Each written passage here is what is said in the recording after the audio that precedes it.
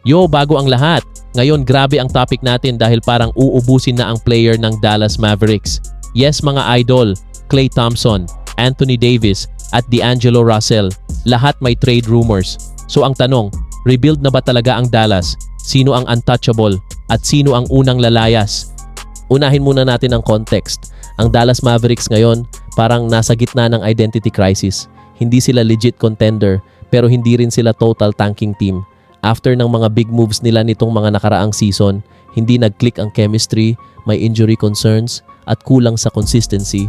Kaya ngayon, ang front office ng Mavs parang sinasabi, kung gagalaw tayo, all in na, walang half measures. Unahin natin ang pinaka-big name, Anthony Davis. Si AD kahit elite pa rin kapag healthy, malaking problema ang availability. Every season, may injury scare. At para sa isang team na gustong mag-reset, delikado mag-build around AD. Bakit nga ba ita-trade ng Dallas si Davis? 1. Malaki ang kontrata. 2. Injury prone. 3. Mataas pa rin ang trade value. 4. Pwedeng makakuha ng picks plus young players. Possible destinations, rumors only.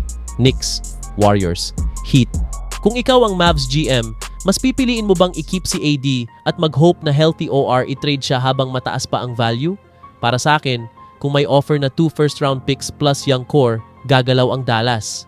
Next, Klay Thompson. Ito ang masakit para sa fans. Si Klay, championship pedigree, shooter pa rin, pero hindi na siya ang dating Klay.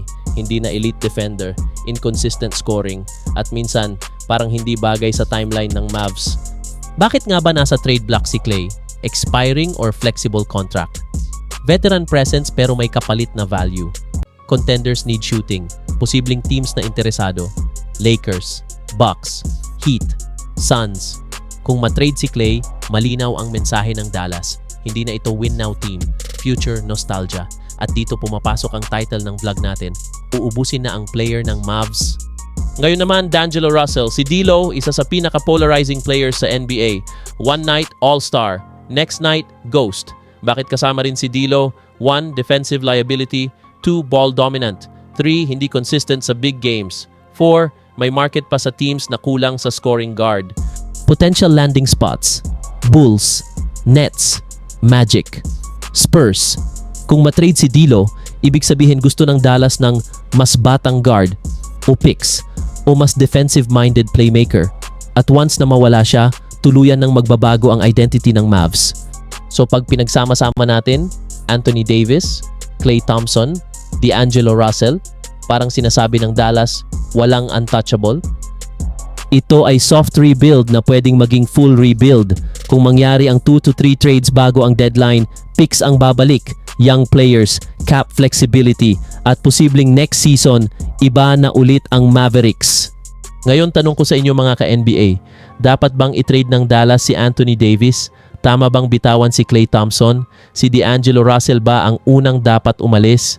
I-comment nyo lahat ng opinion nyo, binabasa ko yan lahat. At kung gusto nyo pa ng daily NBA trade rumors sa Tagalog, like, subscribe at share nyo tong video. Peace out!